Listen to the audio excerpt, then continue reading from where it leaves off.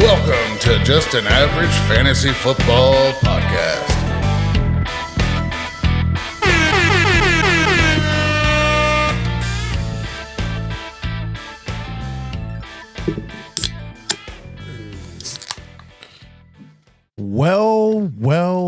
Welcome in to Just an Average Fantasy Football Podcast. I am your host, Daniel Hayes, with Matt Baker. That's me.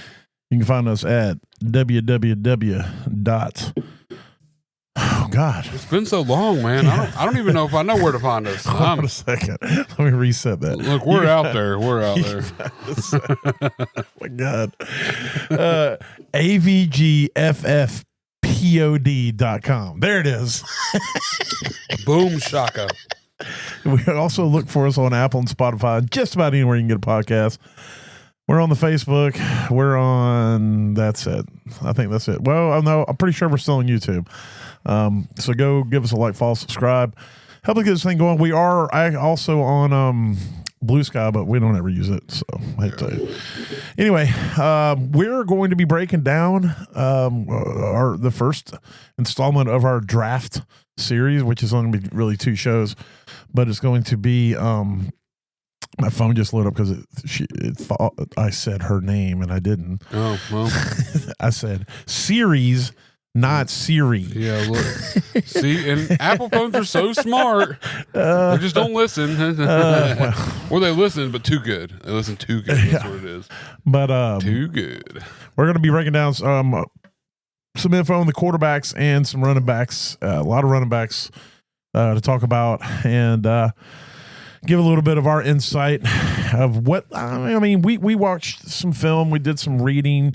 I listened to a lot of quote experts as well. So, whatever info we can gather in betwixt our full-time jobs, we try to throw out there and give our best analysis.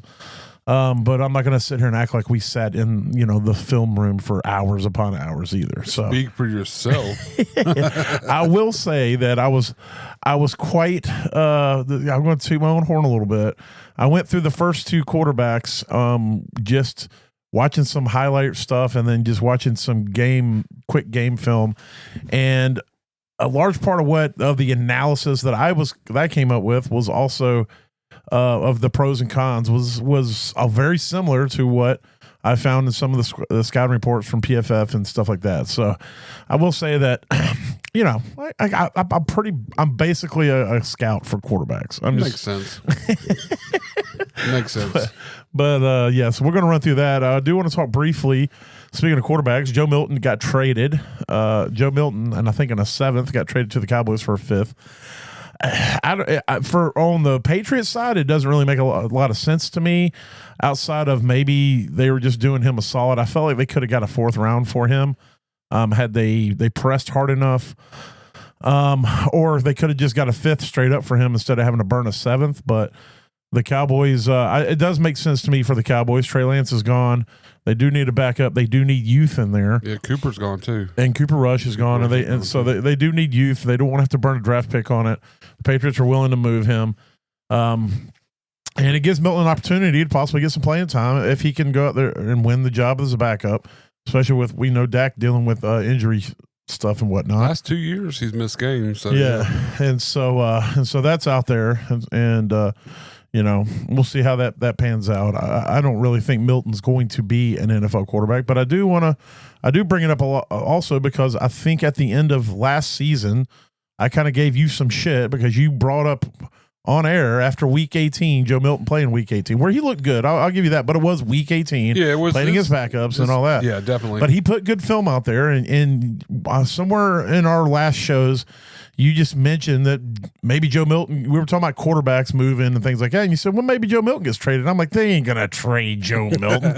And so I was wrong. And now potentially has a shot to be a guy that could start. It's definitely, well. I think it's definitely a better opportunity for him because I don't think he was going to beat Drake May out barring an injury. I think they're fully committed to Drake May. Yeah, exactly. And I don't think there's ever going to be really a competition there. And I think, this gives Milton, like we said a second ago, it gives him an opportunity to get some playing time with Dak, dealing with leg issues over the last couple seasons. Mm-hmm. So and missing significant time. So I don't think he's going to beat Dak out, but who knows what Jerry Jones forces them to do? Exactly. But Cooper Rush got plenty of playing time as the backup over there. Trey Lance couldn't see the field, but well, that's to be expected. I mean, if you can't be a good quarterback on the 49ers, you can't be a good quarterback anywhere. That's a pretty good point. That's a pretty good point. I need to see if Trey Lance can get picked up by Minnesota and play under that scheme and not be a good quarterback. Then we'll know for sure. Exactly. Then it'll be, well, if they just decide not to pick him up, then we got nothing to worry about. They're like, full opportunity and it doesn't happen? Yeah, bye, guy. All right. Well, from that, let's roll into these quarterbacks. You haven't heard this jam. Oh yeah, it's been playing since last season. I just unmuted it. You just unmuted it. Yeah, turn the volume up. It never stops playing. Never stops. It's the longest. That's from Lamb Chops, isn't it? Is that the song that never ends? Or? No, this is the song that never ends. I hate I started this. Yes, that's from it's a small world after all. That's another one. I don't know. This path that we've gone down. You started it. I did. Anyway, so the top quarterback, I think, on most people's board is Cam Ward out of Miami. He is 22.8 years old as of whenever I printed this paperwork off, a few weeks ago. 22.9 as of 6'2", 219 pounds out of Miami. And watching what I saw from him, I thought he had a very strong arm. That was obvious to me. He's pretty much a cannon. He is a playmaker.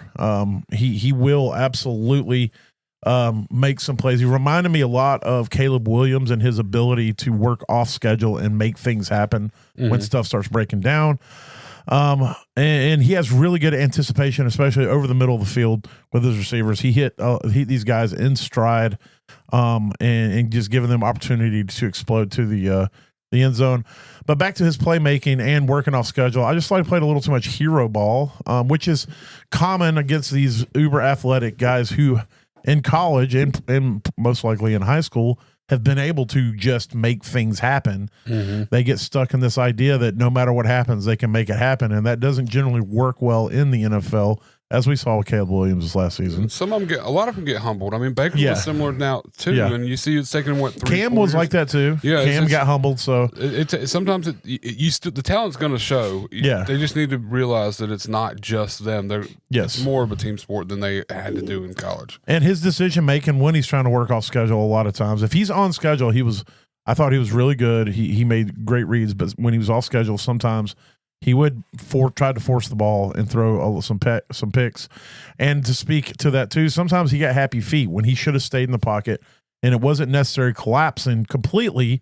He got out of there, and I think him and Shedeur are both like that in a lot of respects. Shedeur also did the same thing, a little early. Spoiler alert, but what about you? When you saw him out there, what was your takeaway watching him? Yeah, no, I mean, I think the Caleb Williams thing, the comparison is really accurate. And like I feel like Caleb Williams didn't have a great year last year, first year in the NFL, but he's got to get humbled. They're all going to get humbled, and I feel the same way. Like Cam Ward, he's the best in this class, and he definitely shows it. But there are points he's going to have to work on in order to get. And depending on where he gets drafted to, I'm pretty sure Tennessee's going to take him. They have done nothing to get a quarterback, so I think they're pretty dead set on grabbing Cam Ward. So it might be 3 years before we hear anything really fantasy wise out of him. I mean, just because, Tennessee's kind of in a dumpster fire rebuild. They can't do anything right the last 3 or 4 years. I mean, Ridley's there is a good receiver, but I mean, their offensive line needs a ton of work. We saw that with Levis last year. Their defense still needs a lot of work too. Yeah, the defense still needing some work. They need better receiving core. Traylon Burks is not it. Yeah. No. And so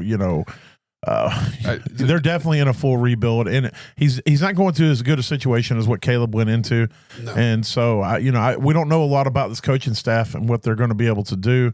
And maybe they shock things if they can get some pieces figured out, but I don't know that. And maybe if Cam is that dude, that's true. A lot of times these guys, they come out of college and they're able to still kind of do the same things and elevate their game. So we'll see. Yeah. But based off of what I'm seeing right now, it's going to be a tough road to hoe, like you said, for at least a year or two.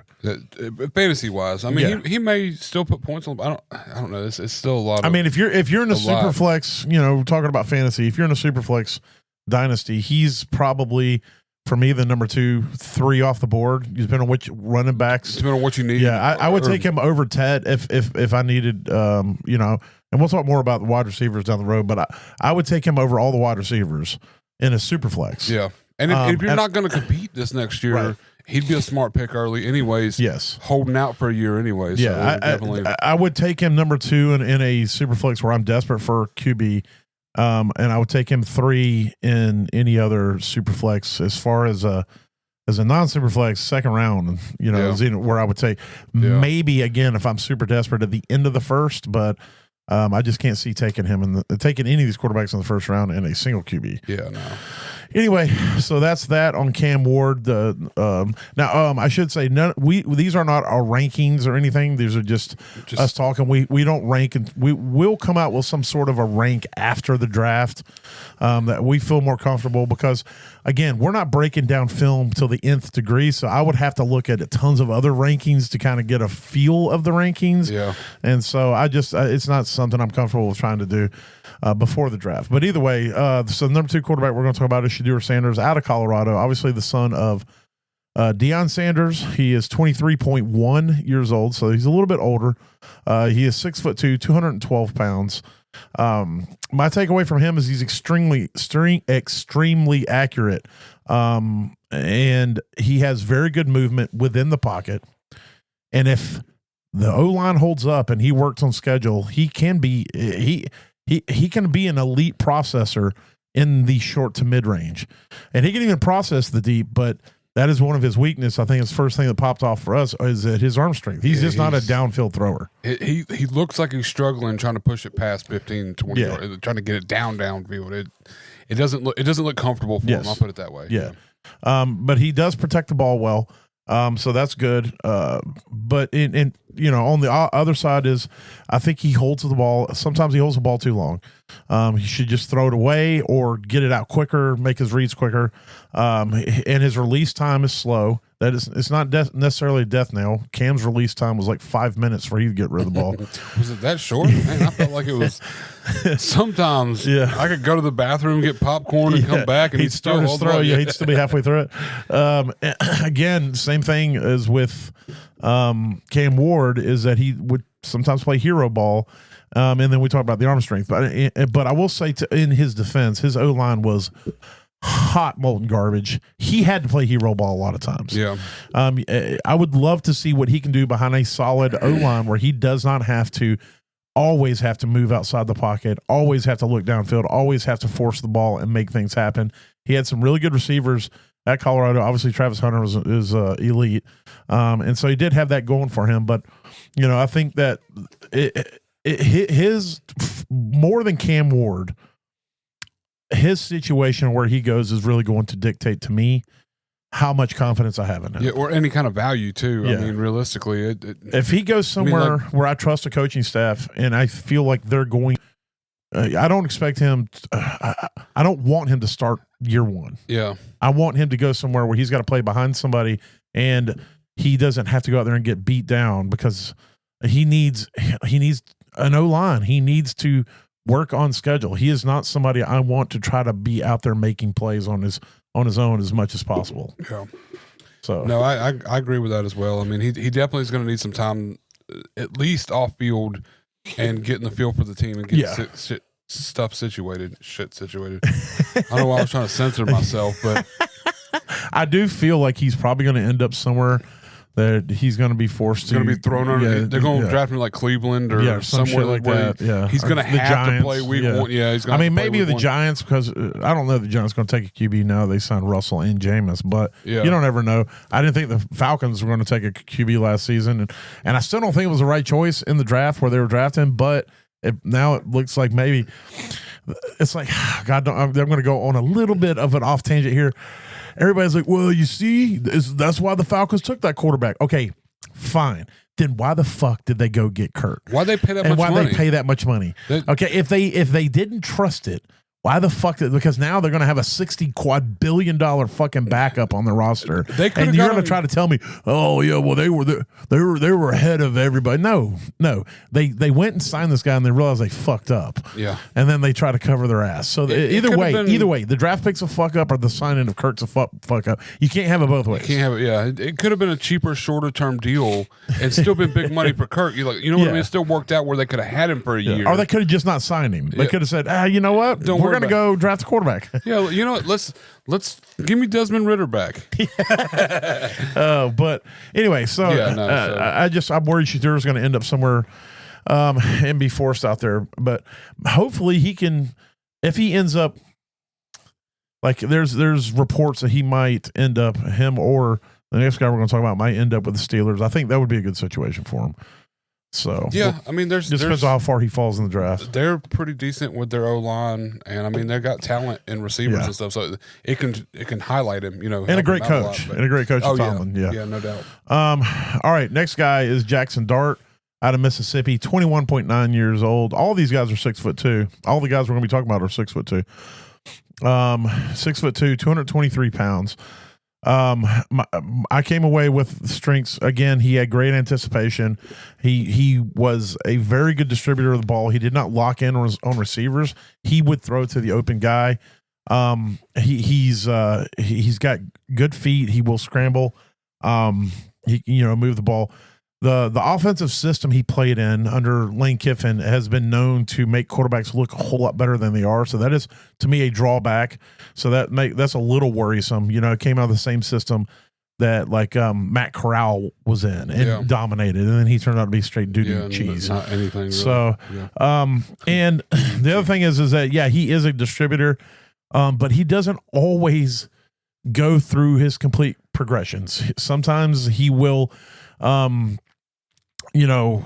If the first guy's not open, maybe the second, and then he's moving, he's trying to scramble out and make something around. Yeah. And so, but when he's on schedule, when everything's working like it is, his anticipation, his ability to get the ball down is great, and he has a really strong throwing arm. So, I mean, he's I think all these guys are pretty much prototypical in size and build, and I think he's as good on the athletic profile and the size profile as anybody. I'm not 100% sure how good he really is based off of the fact that he played under Lane Kiffin. So that's the only thing that's concerning to me overall. What about you?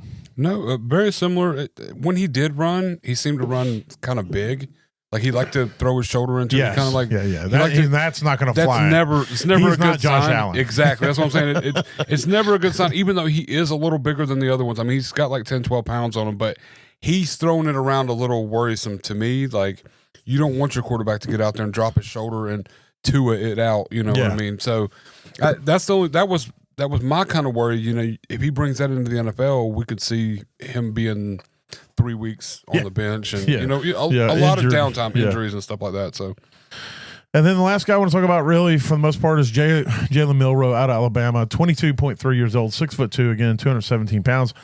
He seems bigger than 6'2" when you see him play, but he has a cannon for an arm. He is probably the most athletic of the quarterbacks that are coming out in this draft, but he lacks accuracy. He's just very raw as a thrower of the ball. He's very raw. He doesn't like to go through his progressions. He's not very accurate, and when he takes forever, and then he has a tuck and run or whatever. If he plays like he played at Alabama, a great O-line. If he played anywhere else, dude would have been getting sacked, or he would have ran the ball a billion more times. So he's definitely a project. If he can put it together. He can be a really good quarterback based off his athletic profile. He's just got to get the decision making down and speed the process up as a quarterback back there. But so that's really the only things that I saw. I don't expect him to get drafted. Maybe mid to late second round would be where I would guess that he gets drafted. Somebody will take a shot on him. He'll end up being a backup somewhere. Yeah, I can actually. We just talked about Milton going to the Cowboys. I could actually see the Cowboys taking a shot on him. I'm not sure where they draft in the second round, but he might fall to the third. There's a chance he could fall to the third. But He does throw enough interceptions to be a Cowboy, so I mean that might work out. Yes, I mean Quinn Ewers is in this draft. I expect him to be a career backup.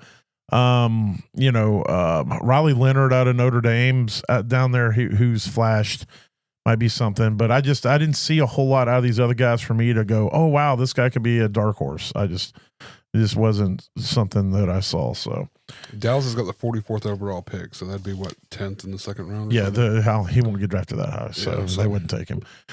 All right. Anything else you want to throw in on the quarterback front? Yeah, no, that's about it. All right, so let's roll over to the running backs. There is a buttload of them. There are some reports that say that up to 8 or 9 of these guys could go in the first 2 rounds, possibly more, depending on what happens and how things fall. I think because there's a lot of good pass rushers in this draft too, but I think the pass rushers are very top heavy, and they're going to be gone real quick at the beginning, at the top of the draft, and then after that, we'll see what happens. But one name I can tell you that I feel pretty confident that's going to go in the first round, possibly within the top 15 picks, is Ashton Jeanty out of Boise State, 21.3 years old, 5'9", 211 pounds. He did not run a 40 in his pro day or at the combine, but rest assured he's got the speed that he needs. He's an absolute beast. He's got great contact balance. He was a all-state wide receiver his junior year in high school, so he can catch the ball. Boise State did not require that of him in his last year there, but he did it there. He was their third down back, I think, 2 years ago. He's fine at catching the ball. He is a 3 down. Go out and do it. He's speaking about prospects, he's the Breece Hall. He's the Bijan of this draft. He is up there with them. If he was in the draft with Bijan, they would be the top 2 by a billion miles, and everybody else would be underneath them. Yeah. Which Bijan was the top 1 by a billion miles. Yes. Everybody was underneath him. So, yeah. And so I think Bijan's an overall better prospect, but the one thing that Ashton Jeanty has that Bijan doesn't really have is Ashton can get to take the house anywhere on the field. Oh, yeah. Bijan doesn't really have that kind of speed to take it all the way to the house. He's a 30, 40-yard burst, and then, but Ashton will take it 80. And so he's a generational, quote, which I think gets thrown a lot of, but he's a, quote, generational type running back prospect. And it's not something you really need to overthink. Dude's a beast. Yeah, he'll probably end up going like 6 overall. That's my guess. I don't think Raiders. Outside of Barry Sanders, I don't think I've ever seen anybody with the kind of contact balance that this guy has. Oh yeah, no, yeah, it's unbelievable. Now, don't get me wrong, he ain't Barry Sanders, but he might be. He's a weeble wobble. Yeah, he just doesn't fall down at all. Yeah, exactly. All right, so moving on from him is Omarion Hampton out of North Carolina, out of UNC. He is 22 years old, 6 foot even, 221 pounds, and he ran a 4.46 at the combine. And if Jeanty wasn't in this, he would be the one we would all be raving about, in my opinion. He is an absolute banger. He runs downhill. He will run through contact. He'll run through your face. And he'll run around it too. He's got quick feet. I mean, he's still a really good back. He's a super good back. Right. I mean, like we said, if Gentry's the one, he's easily the 2 in my opinion. I think so too. There are some people that are pushing TreVeyon Henderson up, and even some that are saying Caleb Johnson, but they're Quinshawn Judkins has got his believers out there too. I'm with you. When I watched, what I saw is Omarion Hampton had that extra, like my tiers would be Genty's at tier 1, Omarion Hampton is tier 2. And then after that, we can kind of group them. But I think Omarion Hampton's by himself under Jeanty. But on the other side he is an upright runner. So you have to deal with that. But it didn't really phase him much because he was able to drop his shoulder when he needed to. But I think overall he's an upright runner. Yeah. And he did, in my opinion, when I say he lacked elusiveness, I'm just saying in an elite sense, because he was still plenty elusive, especially for his size and speed. But if you're nitpicking, there were times where instead of evading somebody, he tried to run through somebody when he could have, did a little side move or a back or a reverse hurdle. Yeah. But I don't think any of that's, really, that was just, trying to nitpick mainly. I think overall, Martin Hampton is a first round draft pick as well. I think that to me personally, I think those two guys are locks for first round. Yeah. And then everybody else is going to get sorted out in the draft. Do you have anything else you want to add on top of that? No, dude. Outside, I mean, he looks so quick. Like if you watch him on film and everything, it's everywhere on the field. It's just he gets the ball and he's freaking gone. Yes. It could be the O-line setting up holes and how sometimes that works for certain running backs, but this guy's he's gone. And when the other thing is he's great at pass protection, which means to me that's something that I like to see, because what ends up benching a lot of rookies, like what's his name for Chase Brown. Chase Brown couldn't get on field because his pass blocking sucked balls. His rookie year until and Bucky Irvin couldn't get on the field because his pass pro wasn't great at the beginning. Yep. Well, this guy's pass pro is pretty damn good, and which keeps means you on the field. Which keeps him on the field in opportunities, and so you're there to catch those dump offs when you can leak out on things when the play breaks down. You block, you get beat. All of a sudden, the quarterback dumps it to you. You get 5-6 yards, and you get a reception. Yep. Those are important plays, especially in fantasy. So that was a big thing for me as well. Sometimes pass blocking can be a little more important than that 0.10 speed. That 4.445 difference. If they can pass block, they're going to be out there 60 to 80% of the time instead of 30 to 50% of the time. And when we look at guys, we'll sometimes sit here and go, why is Najee Harris getting all this playing time over Jalen Warren? Well, because Najee Harris is an elite pass protector. Yep. Okay. Yeah, he's only averaging 3.5 yards per carry, but he is elite at pass protection. So they know when he's out there, he's going to pick up the blitz, he's going to pick up his assignments, and then he's going to be there to catch the dump offs. So that's a lot of times when you see these running backs where you just don't understand why they're getting playing time over everybody else, i.e. what we just mentioned in Cincinnati, when you were seeing all other running backs. What's his lips? Zach Moss. We're seeing Zach Moss. Smashy Piron was there the first year was there. And getting these playing time. Why is he out there? That guy's so much better. Well, but until he gets the quarterback killed. Yep, exactly. And so he misses that one block and Burrow's on his back. I mean, what was that? What was a rookie for Tampa that everybody was like big on, but he couldn't get on the field when Tom Brady was there? I mean, I picked him up in Dynasty. Oh no, I know who you're talking about too. Oh God, it's Keyshawn Vaughn. Keyshawn Vaughn out of college was a very explosive, shifty, type running back, but he could not get on the field because he almost got Tom Brady killed, and Tom was like, "No, he was like, this dude will not be out here." He was worse than your turnstile, I mean, it was pretty bad, and that makes all the difference. And you see, now I'm not saying maybe his running ability wasn't good either, but he never got an opportunity to really showcase anything because he couldn't get his ass on the field because he was getting quarterbacks killed. If you're spending 8%, 20% time on the field where you should be out there 50 to 60, that's you definitely need that pass blocking. All right, next guy on the list, Travion Henderson out of Ohio State, 22.4 years old, 5'10", 202 pounds. He ran a 4.43 40.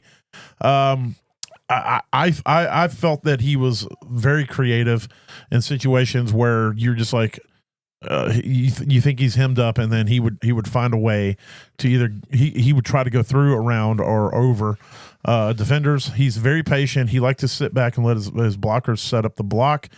And then he would hit the hole. I don't know. What did I write there? Oh, no fumbles in his 3 years. It looks like Mo Funky. Oh, yeah. That's what it says. It says Mo Funky. I said no fumbles, but now that I come back, it looks like Mo Funky. Yeah, no, it's 3 years. So also... Key point, Mo Funky 3 years. He was Mo Funky for 3 years. He was a jazz player named Mo Funky for 3 years before he became a college football player. Helps him with his rhythm. Exactly. He's got it all figured out. He's got the rhythm figured out. Oh my God. I remember seeing Mo Funky down in New Orleans at an alley jazz dive bar. It was great, man. It was very It's hard to see him through the smoke, but you could just like boom, boom, boom, boom, boom. But you could feel it though. Everywhere you were, you could feel it. You knew it was going to be a good time. Yeah. My things against him is he's slightly undersized, 202 pounds. And the other thing was I felt like he's one speed. Once he went, he was gone. He's very patient at the line. But once he decides to commit to running full speed, he just when you get to the second level, I felt like sometimes he didn't check up to try to make any moves. He just kind of tried to keep running as fast as he did to get away from him, or whatever. I don't know. So he ended up out of bounds, or he ended up getting tackled or shifted or something instead of like stiff doing arms, some stop start type stuff. Yeah. No, so that was the only other thing that I saw, but. But outside of that, I think he's a good back. He's a fringe first rounder, most likely. Definitely a day.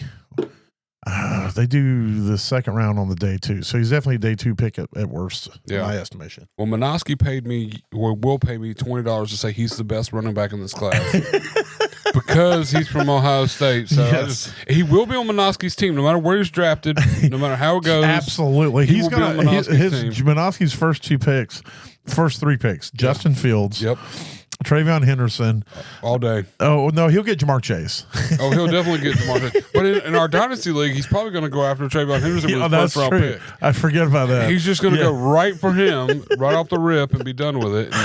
Which might actually be a good pick. I don't know where he's picking this year. But, I remember the year that Traylon Burks came out, he was upset he didn't get him because Traylon Burks was out of Ohio State. I think. I think Traylon Burks was out of Ohio State. I don't know. He either drafted Traylon Burks and was upset because he didn't get the Ohio State receiver, or somebody else drafted Traylon Burks ahead of him and he couldn't draft him and he wanted to try to make a trade. But either way, if it's the second thing, he lucked out that he didn't get Traylon Burks. That's very true. Let's see where he played. He played at Arkansas. So. Okay, so then it was somebody who came out. What draft was that? Was that the Jamar Chase draft? 2021. Yeah, so that might have 2022 would have been whoever. There was imagine that there was an Ohio State receiver that came out. So he ended up with Traylon Burks, then. So that sucks for him. That's where he's at. Yeah, that's where he's at. And he was going to try to make a trade. I think it wasn't Jamar because he's got Jamar Chase. I don't know.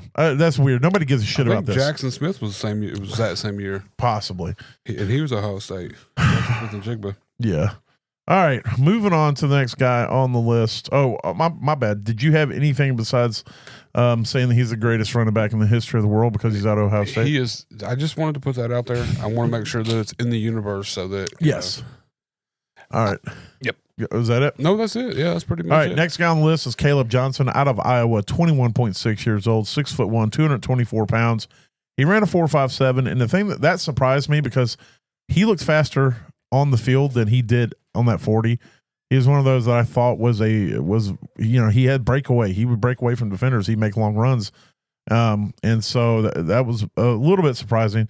I thought he was very agile for his size. His stop start, his work in tight space, his side to side and stuff was very good for somebody that's 224 pounds. Yeah. Also I saw him as patient. He would sit back and let his blocks set up. And then I thought he was very explosive also in the short to mid range. Like, he would get from 0 to full speed real fast, Yeah. And so I thought that was good. But the biggest knocked on him that I had was for his size. He's not a banger. You watch Amari and Hampton run the ball, and he did like Marshawn Lynch did. He ran through a motherfucker's face. Caleb Johnson at 224 pounds just seemed a little adverse to try to run through a motherfucker's face sometimes when he should have ran through a motherfucker's face. Well, it did seem to not necessarily slow up, almost like you were talking about the other guy, how he would get to full speed and he would just run that through. Yeah. Maybe he's a little on the opposite side of that. Like he would try to stop too much. He tried to use his shiftiness too much when he should try to run through. Should have just run through it and just keep going. And so I mean that whole decision making when it comes to point of contact, I guess, is a little off. Like the timing might be off whether he should just run or step back and kind of let them fall through. That was my favorite part when they stop and kind of push Yes. him off. Push him. That's my. It's not even a stiff arm. It's like just stop and go. There's the two things that I love to see when a running back's got the ball or ball carrier's got the ball is I love to see a good ass stiff arm into the ground. Oh yeah, no doubt. A good at especially if they dribble them like a basketball and just all the force just face down. Yeah, and then like you said, when they just stop and the defender flies in front of them and then they just take off again. That might be my favorite. Like just when they just go. I saw Christian McCaffrey do it ended up only being like a 10-yard or maybe a 15-yard run total, but this is back when he was with the Panthers, and he caught the ball on a swing pass, and as soon as he caught it, he turned around, he did that, he did a little jump back, and the guy fell, and then he took off, and then he did it again to a guy just immediately. The next two, and I think they played San Francisco. It was like two guys into the sideline. Oh man, it was so embarrassing. Like get on the bus, bro. Yeah, exactly. Just go home. Go home. But let's see. Let's get back to Caleb Johnson. But and then his pass blocking left a little bit to be desired, which is a little bit concerning to me. Yeah, well, there's quite a few in this draft that are kind of on the lower end of the pass blocking. Yeah, side, for sure. But when it stands out, those are the ones that bother me. Yeah, there's very few that are you can put it as like, damn, that's their strength. Yeah, those guys are good. Yeah, but when it's so bad, where I'm just like, you know, like what just happened here? Yeah. Like, did you really do anything there? Yeah. So anything? So what else you want to throw anything on the Caleb Johnson? Pile? No, I mean that really about sums it up. I mean I'm sure he'll get drafted. I just don't know that he's going to be a he will. Well, I think his 40 time's going to go against him. Yeah. But I always try to remember Kyron Williams was like a 4.6 or something. Yeah. He was doo-doo. That's why he fell in the draft. So I try to trust what I see on the field, and I think I don't know. Maybe the NFL guys will too, but I mean they do. It just may not be like. This year, you see all this. That's with fantasy. We kind of want this stuff to go now. We're all hyped up and like, oh, what are we going to do? But sometimes we got to sit back and go. You know what? This might be a smart pickup now for later. I think and I think Caleb Johnson is also one of those guys that'll work well in a committee. Yeah, it could be very productive. True. He could work in a David Montgomery, Jahmyr Gibbs type situation. That split backfield. Yeah. Next on the list is Cam Scadaboo out of Arizona State. 23.1 years old, so he's the oldest. Him and Bashan Tootin are basically the same age. He's 5'10", 219 pounds. My comparison to him is is Mike Allstott. I know that's cliche. They're both big. They're both white. Whatever. But I was surprised he's only 219 pounds. Yeah, no, when I see him on the field, I was like, that dude's like 240. That's what I was thinking. Like, I was like, this guy's got to be like 5'10", 5'11", probably 235, 240, somewhere in there. Yeah. And then I was like, what? Yeah. No. And the other so a couple things. Scadaboo to me is the most polarizing running back in this draft. There are some experts who say he's a top 3 back, and there are some experts say that he shouldn't be drafted to the 6th round. Yeah.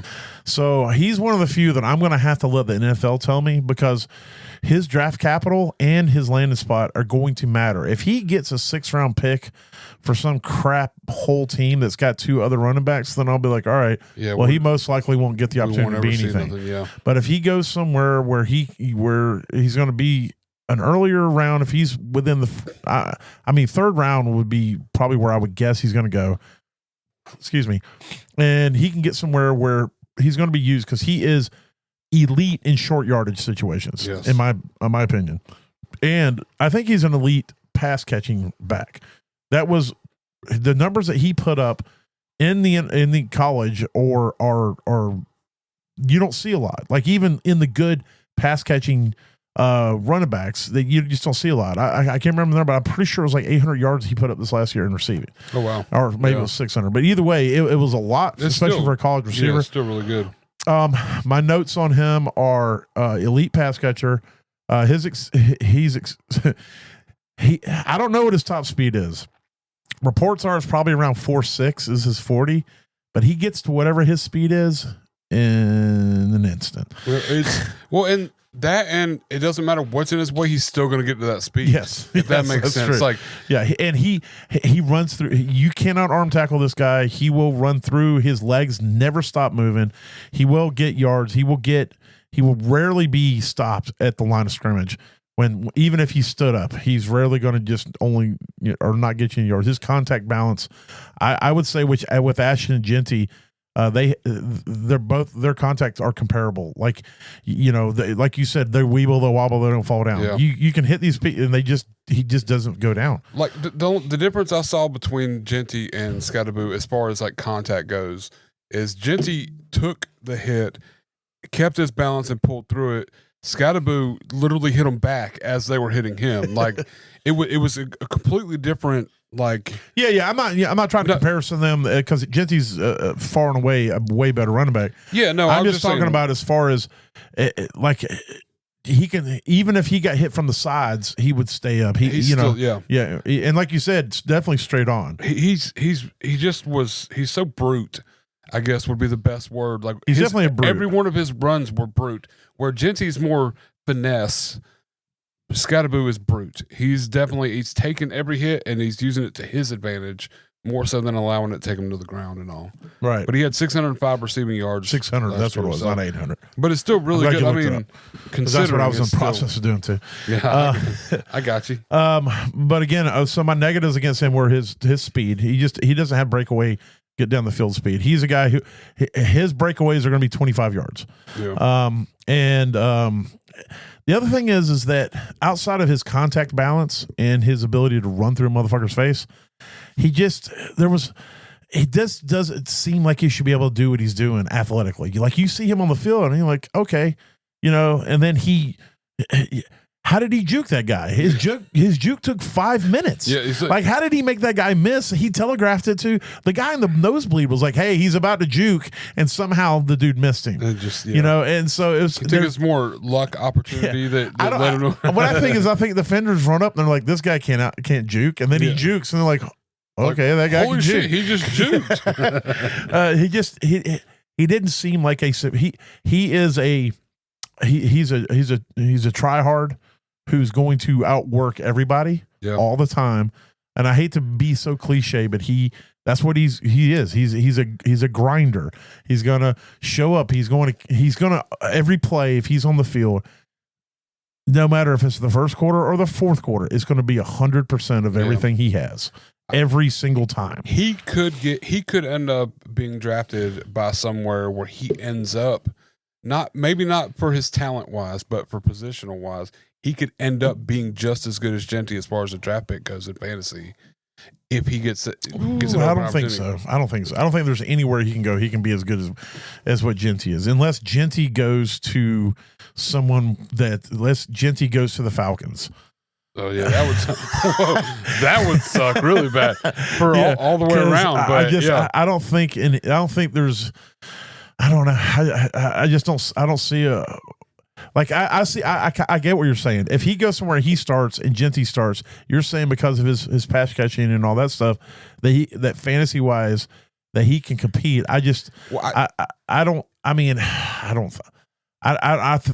just can't see that. Genty to me is if I don't know that he'll ever be a running back one, even if he's a starter. And Genty will probably be a running back one from day one. From day one, yeah. No, I get that. I don't know. I just think I'm thinking as far as value goes for let's say in a dynasty, what you would spend to have Genty, you could probably backtrack. Honestly, I don't know where I'm thinking this. I don't think he's going to finish with similar points, but I think as far as value goes in a dynasty draft, like if you were to grab Scotty, you're going to get him depending on where he ends up. Are you saying in the right situation? Where you could get, I see. Here's the other. I'll give you my other point, but I think what you're trying to say is the value that you can get Genty. He would be a better value where you can get him than having to spend a 101 to get Genty. To get Genty. The only problem I have with that, and you may be right, the only problem I have with that is if Scatterboo ends up, he's already the great white hope. Yeah. Oh well. And if he ends up in a situation where he's going to start, he's going to be the bigger great white hope. Everybody's, oh my God, you're not going to get him in any dynasty league. So everybody's going to be drafting him first round, top 5.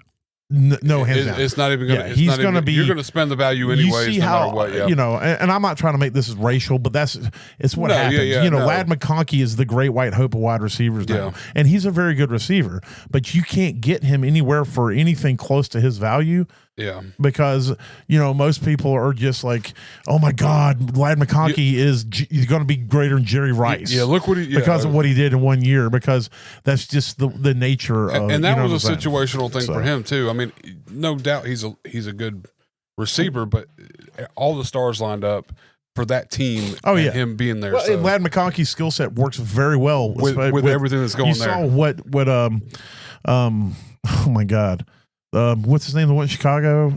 512 years old. He played for the Chargers. Caught 1 billion passes. Ball headed. Oh my God, dude! Keenan Allen. I just wanted you to keep going. You're looking at me like no. So he was Keenan Allen's role, and he did it perfect. That's why with Keenan Allen leaving, working over the middle field, that's Herbert loves that type of receiver. So. Yeah. Well, I'm just saying. So let's just hypothetical. Let's say Genty goes to the Raiders. Okay. In the beginning. And let's say that Scatterboo goes to Pittsburgh. So you got Jalen Warren still at Pittsburgh. Yeah. And there's nobody else there. Right. That's going to do anything. And then Genty is the only person at Vegas. Yeah. But it's a really shitty offense at Vegas. Even if they get a quarterback and they don't do anything with the defense, there's a lot they need a lot going on for them. Well, I mean, they've got Geno Smith. So, I mean, Geno's a good quarterback. Geno's a serviceable quarterback, and he played for Pete Carroll before Pete knows Geno. I don't think the Raiders are going to be as bad as what everybody's thinking. Yeah, so. I don't know. We'll see. But let's. In that situation, it's Genty by a mile. You think? I would spend 2 first rounds to get him if he goes to the Raiders. Yeah, because he's going to be the offense, especially with Pete Carroll. Pete Carroll wants to run the ball. It's going to be amazing. Genty is somebody who's going to be successful, in my opinion, barring health. No matter where he goes. Okay. Well, I won't say no matter where he goes. Like I said, I mean, he will be successful no matter where he goes, but it'll be levels of success. Yeah. If he goes to any team that already has an established guy, I worry that the Panthers are going to do something crazy and take him there at 8. Now, as a Panther fan, that would be awesome. But they just gave Chuba a ton of money. They're not going to bench Chuba to play Genty unless Genty just shows up and rushes 1.5 billion yards.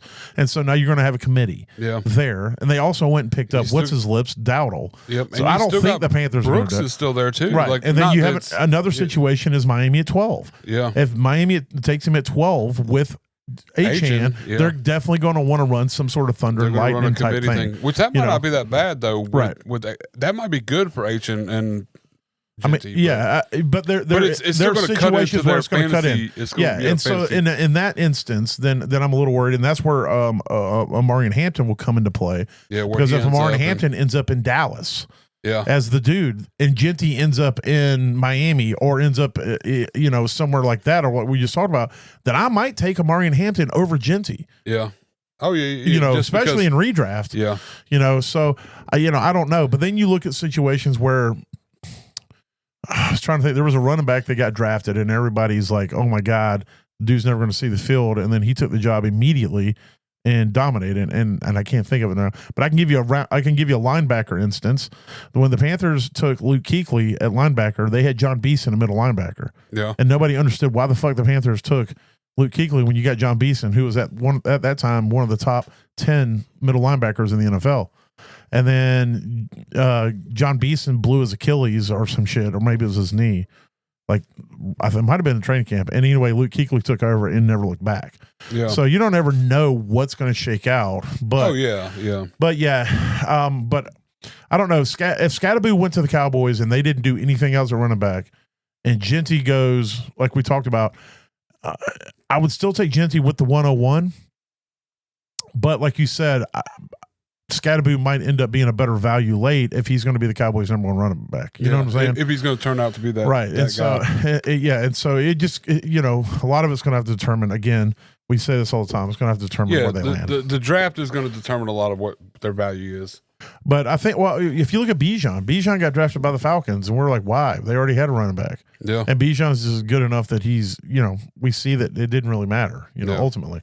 So that's why I think Genty's in that same level. I don't think it's going to matter even if he goes to Green Bay is another one with Jacobs there. You're going, why the fuck did he take Genty? Well, Jacobs is old as balls, so Jacobs getting age. You gotta replace that. So, who's next here? Where are we at? We're on Scatterboo.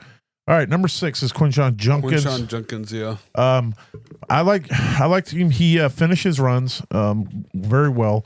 He had a nose for the end zone. He averaged a touchdown every 16.4 carries.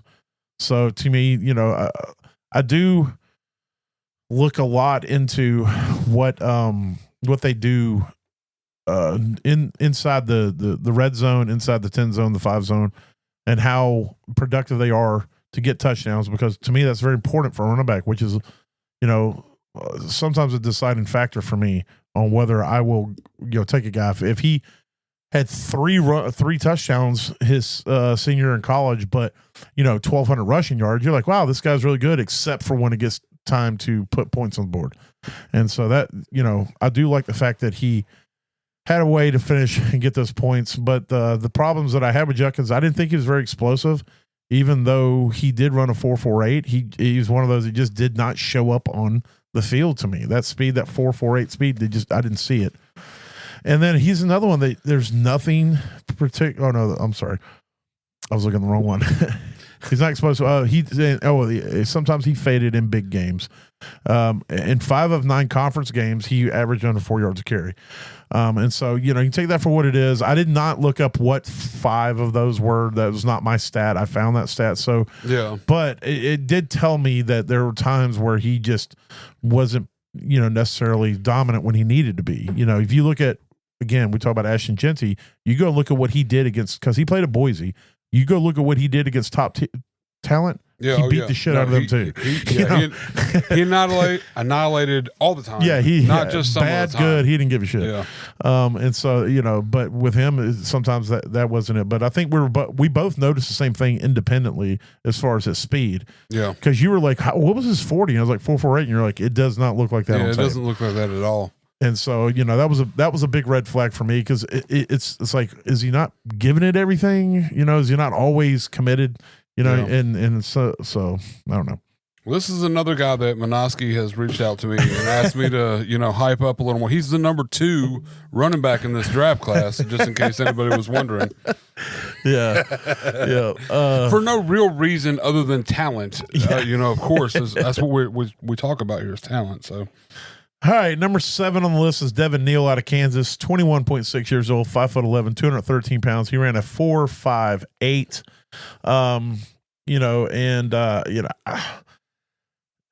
Good things. He gets what's blocked. He was very decisive. He, when they set the blocks, boom, he's going. But his burst wasn't really. I didn't get a lot from that. I didn't feel like he was super explosive. Yeah. I didn't think it was very creative, meaning that when maybe there's you'll see a run back reverse the field sometimes. They'll run to a hole, the hole closed, and boom. Well, he would just try to bounce it outside or do something crazy. It didn't seem like he was really willing to look for an alter. Okay, this isn't blocked. I'm going to take what the line gives me. I'm just going to take whatever I can get instead of trying to gain something extra off of it. Yeah. And so I guess the best way to say that is he just didn't come across to me as a superior playmaker. Yeah. And so that was concerning to me. And again, we talked about it. He just didn't come off as explosive, and maybe that all is encompassing together. His average burst, his lack of creativity and non-explosiveness. Maybe that's the reason why he just takes what was blocked. He's just he can't think outside of the box. Outside of what's in front of him, he's got to go with what he knows. He reminded me a lot of not Najee in college, because Najee in college was explosive. He reminded me of what Najee is in the NFL. Yeah, just a 4 yards, boom, 5 yards, boom. Nothing really. He crazy. Runs and then he's like, this is. He's not going to be in any Sports Center top 10. That's all they're giving me. That's all I'm taking. But you may look at the thing and see, oh my God, he ran the ball 22 times for 110 yards and a touchdown. Yeah, but his longest run in that might be 11 yards. Yeah, and so, he definitely needs volume. Yes, yeah, he definitely needs volume, and he will wear a defense down. So that was Devin Neal. Next one up is, unless you had something else you want to add on, Devin. No, that's Ollie Gordon, the second out of Oklahoma State, 21.2 years old, 6'1", 226 pounds. He ran a 4.61. He was the slowest of the ones that I could get. And so this would be comparison to what you would think that Scatterboo's probably running as well. But he's a downhill runner. Obviously, he has a great stiff arm, and he again also has a nose for the end zone. You get him inside the 5, he'll find his way into it. He will bang his way into it. He did take a lot of big hits though, because he will run upright at times, and he does not have a lot of lateral movement in my estimation. And so he's just a big bruiser type back, and that's basically what he profiles to be for me. You know?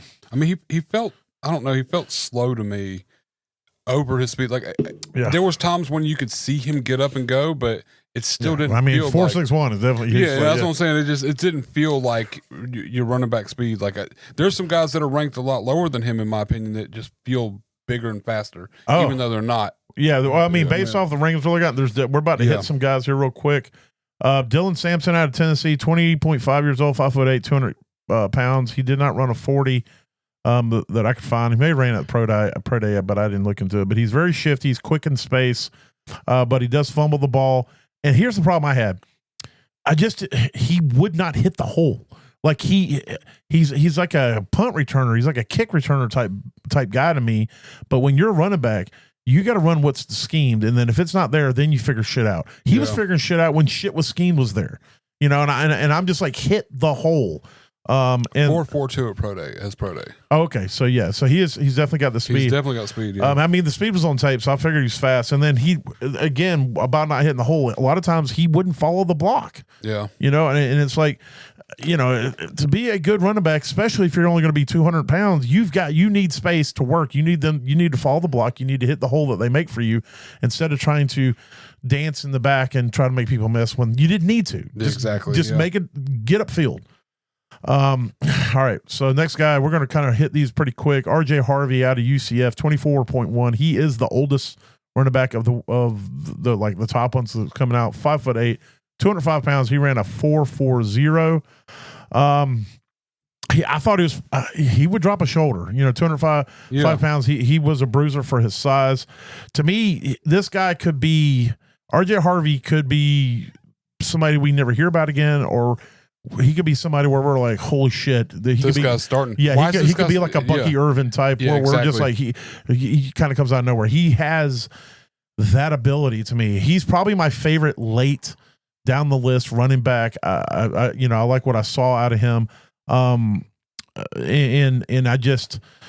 I don't know. I just worry that he's going to take too many big hits. He tries to run bigger than he is. My biggest knock is his size. I mean, he's only 5'8", 200 pounds. I mean, 205 pounds. Yeah, but I mean, McCaffrey was only 205 pounds. So that's what that's the thing that I try to remember. But I would love him to be bigger. Don't get me wrong. Yeah, exactly. It's just really going to be about he's really going to be about where he ends up. Well, his protection. Yeah. What's going to help him get that initial burst out? Yeah, absolutely. He could definitely be a big one. And then I hope I get this right. Bishol Tootin out of Virginia Tech, 23.1 years old. Sounds right. Yeah. 5'9", 206 pounds. He ran a 4.3, 240. He's fast. He's quick in space. But I didn't feel like he was very decisive. He needs to get the ball and go. Yeah. Get it and go. Use that speed, get upfield, put stress on the defense. Yeah. I think sometimes with these guys that are good kick returners, when they get the ball in their hand, their first thing is they're looking to see where the stuff's set up. It's like, no, dude, you're a running back. You're not going to stand. You don't get to stand back and see what's set up. Yeah. You got to get up in it and follow what's supposed to be set up. And then if it's not there, you figure shit out. Yeah. You don't get to stand there for a second and see if it's going to work out or not. Get it and get upfield, because sometimes the hole's only open long enough for you to get through the motherfucker. Yeah. Once you're through, you could be gone. Yeah. And you don't even have to think. Exactly. You just got to run. You watch Saquon Barkley run. When Saquon Barkley gets the ball, he is where the run is designed to go. Yep. And if it don't work out, then he figures it out. Yep. Sometimes with him, when we talked about with Dylan Sampson, they want to kind of lay back and see if the block's open and see what's there and sort it out and get that kind of kick returner vision, and it's like that doesn't work for running backs a lot of times. Yeah. Well, these are the guys that will probably end up as kick returners. Oh, 100%. And then might work their way into the offense and get a little extra. Right. And so that was mainly the biggest ones. The other ones that are worth mentioning, we're not going to really dive into. DJ Giddens out of Kansas State. He was very good production profile coming out of there. He ran a 4.43, 21.6 years old, 6 foot tall, 212 pounds. Trevor Etienne out of Georgia. What little bit I saw of him, it didn't really impress me. Plus, he's under 200 pounds. Yeah, he's 20.7, 5'9", 198 pounds. Raheem Sanders out of South Carolina. I didn't really watch a ton of him, but he's 21.8 years old, 6 foot tall, 217 pounds. And then Damian Martinez out of Miami, 21.6 years old, 6 foot tall, 217 pounds. And if I'm not mistaken, I may be wrong about this, I think Damian Martinez was injured his senior year, so there wasn't a lot of tape for him. But I know one of these running backs was. I can't remember who it was. That's me just throwing shit out there without doing the full research. That's how I roll. It's enough. It's enough information. I mean, but there it is. There's the quarterbacks. There's the running backs as we see them, and then next week we'll break down the wide receivers and the tight ends as we get ready to move forward and get ready for the draft. Excuse me. We'll try to get one pre-draft mock draft in. Ooh. And do that. Well, yeah. I mean, we got 3 weeks, and then we're gonna be like the 22nd. What'd you say? It was the 24th? 22nd to the 24th, I think. Okay. I think that was the dates. I thought it was the 24th or the 26th. I could be retarded. Well, because that Monday's the 28th. Yeah, that's probably right then. Yeah, that's probably right. The reason you said the 22nd is because that's what I told you, and then you looked it up and told me it was the 24th. Oh, well, so now we reversed because you informed me and I took over your brain. You took over my brain and then made me all over the place. Yes, 24th to the 26th. Okay. So yeah. So today, what's today? The 8th. Today is the 8th. So we're 16 days away. Yeah, like a little over 2 weeks. So. Start getting prepped, getting ready, start guessing where you think these people are going to end up. Yeah. I mean, especially for Dynasty. I mean, this is going to be.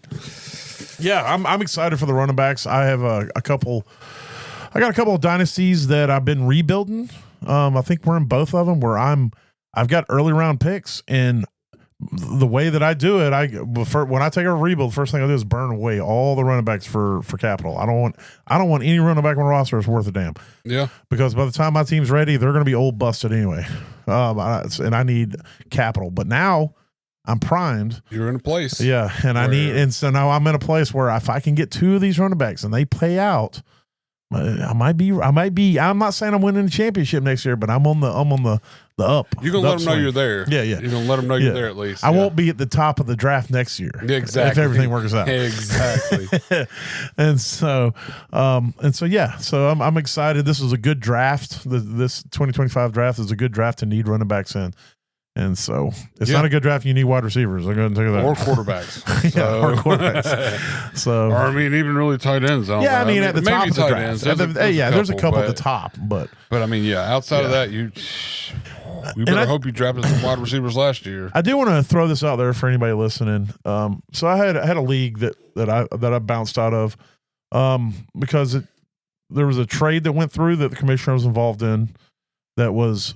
This is a dynasty. It was Brock Bowers straight up for Travis Kelce.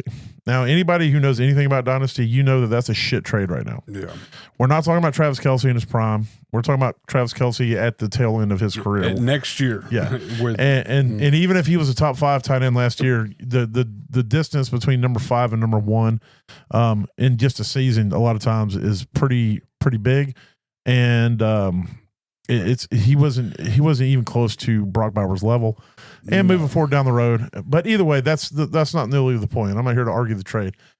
At first, when it went through, I thought it was a joke, but then come to realize that the commissioner was serious, and then a couple of us spoke up, and he got pissed, and he reversed the trade. But then he turned into a dick. And kept running his mouth, and then him and another guy got in a spat. He booted that guy, and I was like, you know what? I ain't got time for this shit because I got a ton of leagues. I don't need leagues that are just going to be stressing me, and I got to worry about a commissioner who thought that trade was a valid trade. Yeah. Number one, I don't like predatory trading. I never like it. The guy that he traded with, maybe it was his buddy. I don't know. It was a guy that just came in the league who seems like maybe he ain't as experienced. Maybe it was a whole setup. Maybe the commissioner was both guys and he was trading himself, because there's been instances of that in leagues that I've been in. Yep.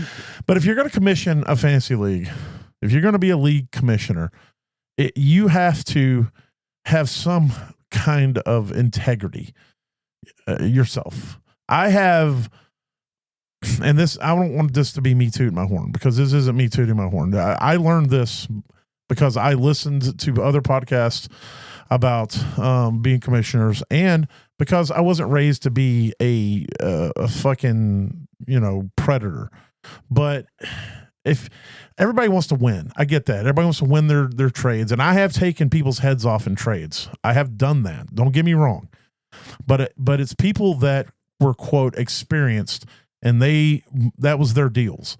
One guy I worked a deal with for 3 solid days back and forth. He was trying to send me all this garbage. I didn't want it. I finally shut the deal down, and then he came back with a deal that I just couldn't turn down. Yeah. And I have been going back and forth with this guy, so I know that he wasn't just some schlep off the street that didn't know what he's doing. So I took his head off. And I've taken friends' heads off in drafts, but as a commissioner, I have never taken anybody's head off in a trade, because I have to, if I'm going to be up here doing stuff like that, then I can't, how am I ever going to come back to the league and be like, you can't do this. Yeah. This trade is garbage, and you are affecting the integrity of the league. If you let bad trades go through as a commissioner, I mean, completely, absolutely lopsided trades, you will ruin your leagues. It pisses off other owners, because other owners are also trying to compete. And if you let one predatory guy go in and just completely decimate some other take advantage teams of these other ones, and then you let them create this, and then it upsets the balance of the league, and it upsets everybody else, because not everybody in that league is heartless enough to go to this one guy who doesn't know what he's taking to the cleaners. Yeah. And I have had people, when I've made trades, they send me an offer. Hey, and I go, why are you sending me this offer? Well, because I really want whoever. And I go, well, you're not sending enough, or you're sending too much, or you're not asking enough from me for what you're offering me to get this. So let's do this. If you want this guy, how about I add a 3rd round pick? How about I add this other player that's a prospect? How about I do this to make the trade seem a little bit better? But here's the deal. If I was you, I wouldn't do this deal. I would keep what you have, because what you have is ultimately, in my opinion, more valuable and better than what you're getting. Yeah, and exactly. if they insist, then I'll help them find an equitable deal between the two of us, so that I can still walk out here as a commissioner and say, I'm not going to allow shitty trades to go through. Yeah. But if you're a commissioner and you're all about taking shitty trades, then you're garbage.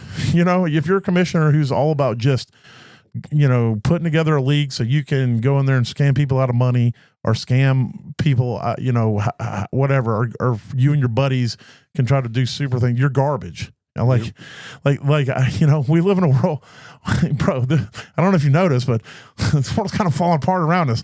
And I got to get up every day, and I got to go to work, and I got to pay bills, and I don't have time to come in here and deal with some shady ass commissioner in a fantasy league who's out here trying to screw people over with crappy trades, and then get pissed off when he's called out about it. And so if that's the type of people that exist, and that's what you got to do to make yourself feel better, I'm just better off, rolling. So be better, be honorable, and realize at the end of the day, bro, unless you're in thousands of dollar leagues, it's a few $100s at best. And if you got to screw people over for a few $100s, then you got bigger issues going on. Yeah, exactly. So that's my 2 cents. And I think that's 12 or 13 cents, but yeah, no. Definitely. So, again, if anything we say or do helps you get to that average place in your leagues, then that means we did our job, because we all know if you finish average, it means you didn't finish last. So we hope you guys have a good one out there getting ready for this draft for Dynasty, and we shall talk to you next week. Later. Oh, God. Hold on. Wait. Holla.